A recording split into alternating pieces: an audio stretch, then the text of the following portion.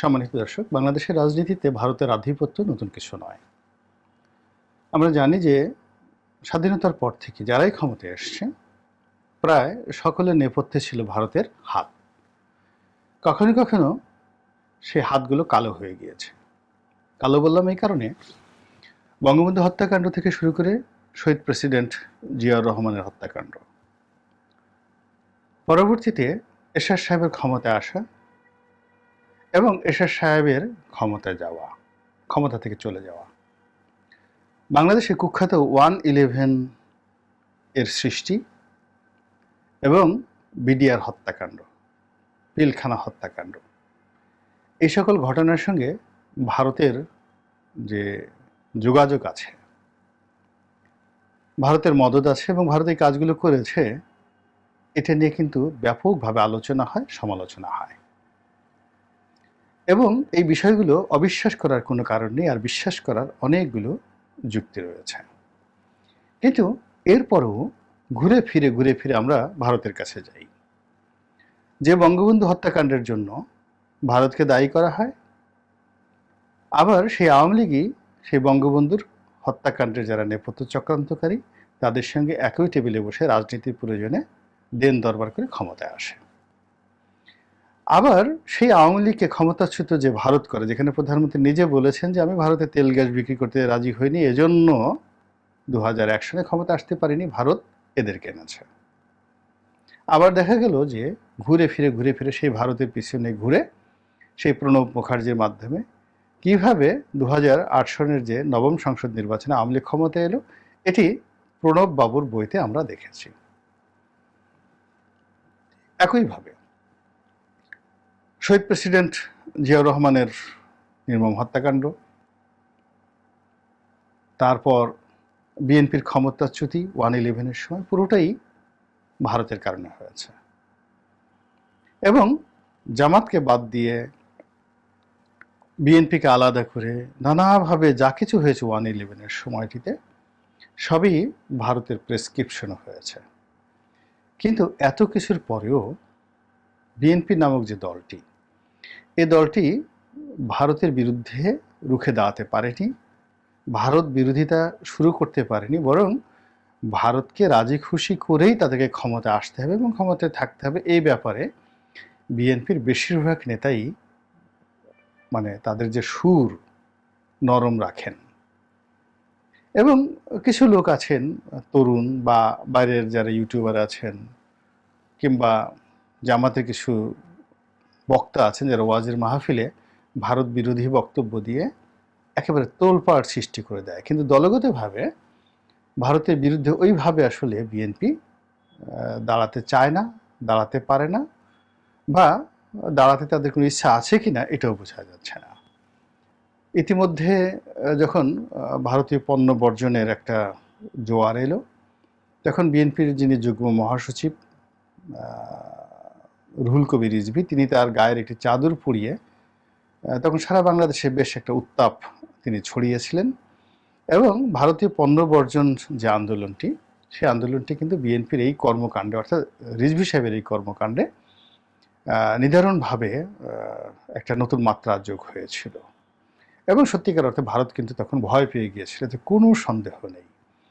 কিন্তু পরে যে কি হলো, রুহুল কবির রিজভী সাহেব আর চাদর পোড়ালেন না, আর বিএনপির কোনো নেতাও ভারতের বিপক্ষে কথা বললেন না, বরং জেলখানা থেকে বের হওয়ার পর বর্তমান যিনি মহাসচিব রয়েছেন মির্জা ফখরুল ইসলাম আলমগীর, তিনি যে পারিপার্শ্বিক চাপের মধ্যে পড়েছেন, যে মিডিয়া ট্রায়ালের মধ্যে পড়েছেন, এবং তার এই মহাসচিব পদ নিয়ে যেভাবে কথাবার্তা হচ্ছে, তাতে সঙ্গত কারণেই তিনি যে শক্তিমত্তা নিয়ে পূর্ণ উদ্যমে এই দলটিকে সুসংগঠিত করবেন এবং এই দলেরকে এগিয়ে নিয়ে যাবেন কর্মকাণ্ড, এটি আসলে সম্ভব হয় না। এর কারণ হলো সকাল বিকাল শোনা যাচ্ছে মহাসচিব পরিবর্তন হচ্ছে, অমুক আসছে তমুক আসছে। এই একজন বলছে যে ভারতে অবস্থানরত মিস্টার সালাউদ্দিন, তিনি ভারতের খুব পছন্দের মানুষ, তারেক রহমান সাহেবের খুব পছন্দের মানুষ, তাকেই মহাসচিবের দায়িত্ব দেওয়া হচ্ছে। সত্য মিথ্যা বড় কথা নয়, এই কথাগুলো কিন্তু নেতাকর্মী থেকে শুরু করে এমনকি আওয়ামী লীগের মধ্যে যারা আছেন তাদের মধ্যেও কিন্তু ব্যাপক বিস্তার ঘটছে এবং অনেকে বিশ্বাস করছেন যে হ্যাঁ এটা হতে পারে।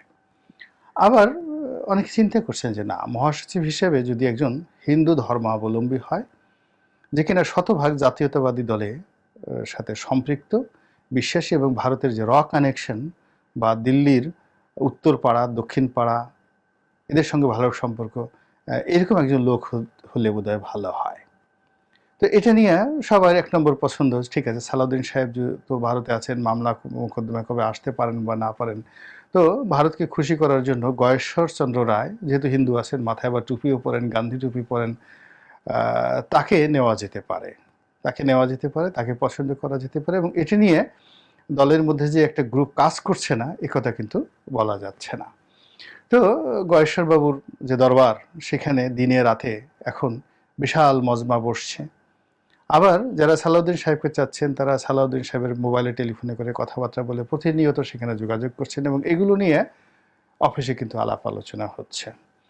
এবং এই ধরনের আলাপ আলোচনায় সঙ্গত কারণেই দলের যারা শীর্ষ অন্য যারা নেতৃত্বে রয়েছেন, নজরুল ইসলাম খান আছেন, ডক্টর আব্দুল মঈন খান আছেন, মির্জা আব্বাস সাহেব আছেন, আমির খুসরো মাহবুব চৌধুরী আছেন, আলতাফ হোসেন চৌধুরী আছেন, তারা সঙ্গতের কারণেই বিব্রত বোধ করছেন। সঙ্গতের কারণে বিব্রত বোধ করছেন যে আসলে কি হচ্ছে। আবার এদিকে যারা সাধারণত পল্টনের যে পার্টি অফিসে খুব বেশি যাতায়াত করেন, তারা অনেকে হয়তো বলছেন যে না ঠিক আছে, রুহুল কবির রিজভী হলেই বা ক্ষতি কি।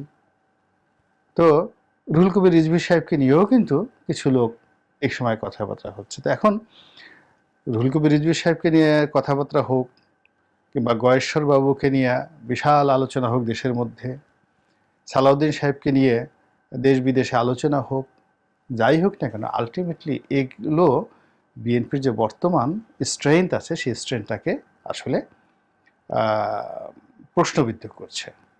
2 নম্বর হলো মিস্টার ফখরুল ইসলাম আলমগীর, যার জীবনটি আসলে মূলত এই মহাসচিব হতে গিয়ে শেষ হয়ে গেল।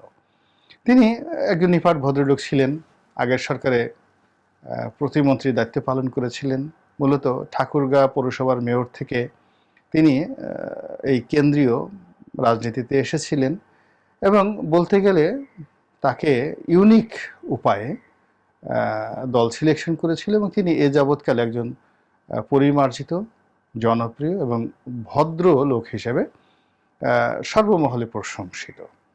তিনি সরকারের কাছেও একেবারে বিরক্তিকর নন, সরকারের লোকজন তাকে যথেষ্ট সমীহ করেন, তাকে নিয়ে বাজে কথা বলা হয় না।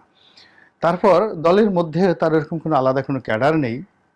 মির্জা আব্বাস বা সাদেক হোসেন খোকা, এই সমস্ত যারা নেতা আছেন বা ছিলেন, তারা সবসময় দলের মধ্যে আলাদা একটা গ্রুপ মেনটেন করতেন।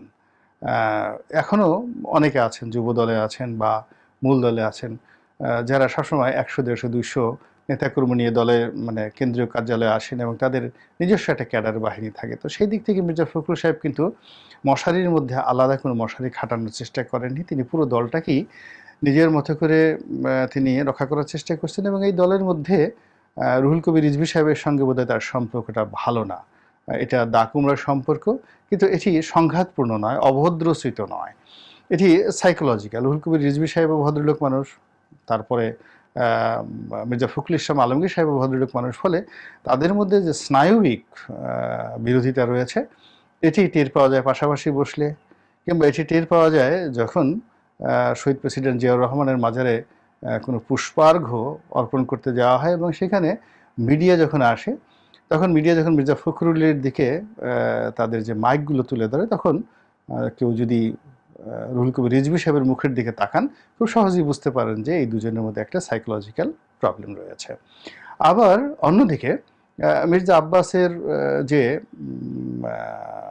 সাংগঠনিক ক্ষমতা, দলের মধ্যে তার যে কন্ট্রিবিউশন, সব মিলে সব ঠিক আছে, কিন্তু তার শরীর যেমন ভালো নয়। তারপর দুর্নীতি দমন কমিশন থেকে শুরু করে অনেকগুলো প্রতিষ্ঠানের অনেকগুলো মামলা, খুবই সেন্সিটিভ মামলা তার বিরুদ্ধে আছে, তার ওয়াইফের বিরুদ্ধে আছে। তো কাজেই তিনি অ্যাজ এ ইফেক্টিভ সাধারণ সম্পাদক হিসেবে বা মহাসচিব হিসেবে দৌড়ঝাঁপ করতে পারবেন, কিংবা আমির খুসরো মাহমুদ চৌধুরীর অবস্থা ও আর এরকমই, অলমোস্ট সেম এরকমই। তো ফলে সালাউদ্দিন সাহেব বিদেশে থাকলেও বয়সের কারণে যদি তার শরীর পারমিট করে, অনেকের কাছে সেটা গুরুত্বপূর্ণ। আবার এখানে গয়েশ্বর বাবুর তার বয়স যথেষ্ট হয়েছে, হওয়ার পরেও কিন্তু কণ্ঠস্বর তার ভালো, তারপরে চেহারা সুরত ভালো, তারপরে একটা হিন্দুইজম বলতে যেটি বুঝায়, ভারত যেটি চায় সেটি তার আছে। তার সঙ্গে সঙ্গে আবার মুসলমানদের সঙ্গে তার কিন্তু সম্পর্কটা অসাধারণ, মুসলমানদের সম্পর্ক রয়েছে। এবং এই একটা মাত্র লোক যে কিনা আত্মীয় স্বজন সহ সপরিবারে বিএনপির জন্য নিবেদিত। তার পুত্রবধূ নিপন, তার নিজের কন্যা, তার বিয়ে নিতাই রায়চৌধুরী, সব মিলিয়ে একেবারে বিএনপির জন্য একটা ডেডিকেটেড সাধারণ সম্পাদক প্রার্থী হতে পারেন বলে বিএনপির যারা ঘনিষ্ঠজন তারা অনেকে কিন্তু তাকে কেন্দ্র করে কিন্তু এই সময়টাতে মুভমেন্ট করার চেষ্টা করছে। আর আমরা বিশেষ করে, আমি ধরেন আওয়ামী লীগ থেকে এসেছি, আমি দলের অভ্যন্তরীণ এই প্রক্রিয়াগুলো জানি না। আবার অনেকের সাথে আমার এই বিষয় নিয়ে কোনো কথাবার্তা হয় না। দূর থেকে একজন বিশ্লেষক হিসেবে যেটা আমি দেখেছি বা যে কথাগুলো আমি এভাবে বললাম, এটি বিএনপির কোনো লোকের পক্ষে বলা সম্ভব নয়, এমনকি আওয়ামী লীগের লোকের পক্ষে বলা সম্ভব নয়। এর কারণ হলো বিএনপির লোক নিজেদের পদপদবি লাভের জন্য বা হারানোর ভয় হয়তো এই কথাগুলো বলবেন না। আবার আওয়ামী লীগের যারা লোকজন আছে তারা বিএনপির ভিতরে বিষয়গুলো জানবেন না যেভাবে আমি কিছুটা জানার সুযোগ পাই। তো সেই দিক থেকে এই কথাগুলো বলার অর্থই মূলত দলের যারা শীর্ষ নেতৃত্ব রয়েছে তাদেরকে সচেতন করা যে এখন যে আলাপ আলোচনাগুলো হচ্ছে সেই আলাপ আলোচনাগুলোর একটা নিষ্পত্তি হতে হবে। যদি সত্যিকার অর্থে পরিবর্তনের কোনো ইচ্ছা থাকে মহাসচিব পদে, এটি অতি সত্বর দ্রুততার সঙ্গে করা উচিত।